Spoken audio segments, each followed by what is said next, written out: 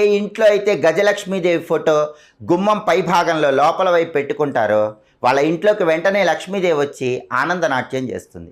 అంతేకాదు, మీ ఇంట్లో బీరువాకి గజలక్ష్మీదేవి రూపును అతికించుకోండి. ఏనుగులు తొండంతో నీళ్లు తీసుకుని లక్ష్మీదేవిని అభిషేకిస్తున్న గజలక్ష్మీదేవి రూపును శ్రావణ మాసంలో బీరువాకి అతికించుకుంటే మీ బీరువాలో స్థిరలక్ష్మి ఉంటుంది.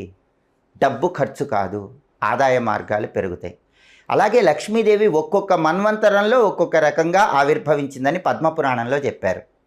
స్వారోచిష అనే మన్వంతరంలో లక్ష్మీదేవి అగ్ని నుంచి పుట్టింది. అగ్ని నుంచి లక్ష్మీదేవి పుట్టింది కాబట్టి లక్ష్మీ కటాక్షం కలగాలంటే శ్రావణ మాసంలో ప్రతిరోజు ఆగ్నేయ దీపం పెట్టండి. మీ ఇంట్లో హాల్లో కానీ ఏ గదిలో అయినా సరే ఆగ్నేయం మూల ఒక దీపం వెలిగేలాగా శ్రావణ మాసంలో చూసుకోండి. కనీసం 1 గంట సేపు